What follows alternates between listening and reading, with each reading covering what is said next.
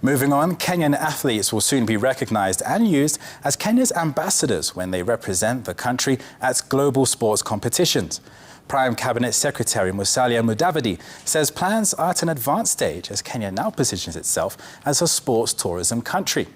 Musalia was the chief guest at the Tinderet barng'etuny mountain run, an event that is now attracting global attention in sport. Our sports editor Michael Kenyan was at the event and filed the following report. This is the barng'etuny Lion Farm, an expansive 2,000 acres of great scenery deep in Tinderet, Nandi County. This was the base for the first Magical Kenya Trail series that is focusing on sports, tourism and culture across the country.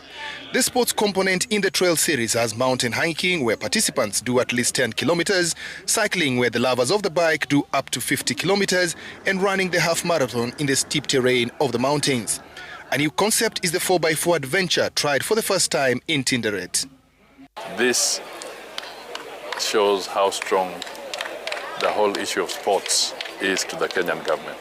And you'll notice that the president has invested very significantly, the sports fund and so forth.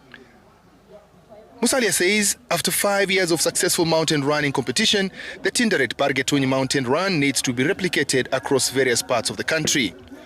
Some of us are emulating this. Very soon we also want to have the Maragoli Hills Marathon, because we are seeing what is being done in this area, and these are good examples that we can propel to different parts of our country. With the event being used by Athletics Kenya to select Team Kenya for the World Championships in mountain running, the winners will soon have a new role as Kenya's sports ambassadors. This is a role that will be soon played by all athletes across various sports during international sports championships. We submitted a sessional paper to Parliament, which was approved. And one of the issues inside there was also sports diplomacy. So we definitely have to go deeper on how to strengthen sports diplomacy. So definitely it's an area that is going to play a very big role in our diplomatic engagement. Kenya is known for athletics, where athletes have won gold medals and broken records at the Olympic Games and at the World Championships.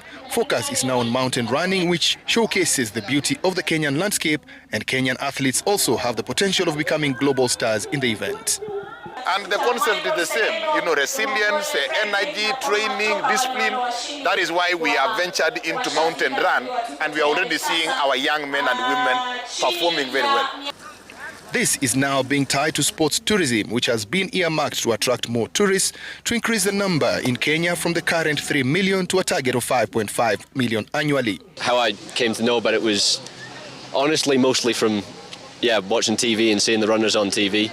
And I was looking for a trip to do over the, winter back home or summer here. And this seemed like a good one to do because it is nice and hot here. This is my first time in Kenya and almost my first time in Africa. And so far, I love it. Sport tourism is a market that is estimated at $400 billion. Where is that money? What is Kenya doing to position, to tap into that pie that is then defining the future of economic empowerment from the sports tourism point of view? Winners of the mountain run came from different places in Kenya, including West Pokot, Bomet, Trans Nzoia and Narok. This shows the interest in the event that is competing with the Iten International Marathon in Elgeyo Marakwet County and the Eldoret City Marathon in Uasin Gishu County. The fact that Nandi is source of champions, Uasin Gishu the city of champions, and Elgeyo Marakwet the home of champions, this internal competition is necessary. But at the end of the day, this is a region. These are 3 regions within our country. We are all contributing towards training and identifying talents that will support and proudly represent Kenya out there. People were able to learn what their country offers. It's like the trail opened the eyes for the people of Kenya in terms of local tourism, and it also opened the eyes of the world because if you look at this Tinderet Mountain Run, it's being watched globally. The Ministry of Tourism is now doing a national mapping of tourism products across the 47 counties. Sports and culture is a priority, and the Magical Kenya Trail Series is the vehicle that is being used effectively to assist in the mapping. The purpose is to be able to use that as an opportunity to showcase what our country has. And we have just started with Nandi, And of course, we will expect to roll it across the country. We are looking at the sharing of the tourism cake, the journey of the dollar.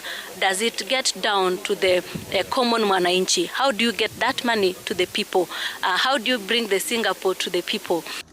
The trail series will traverse different parts of the country throughout the year, but the barng'etuny trail series has set the bar for what to expect.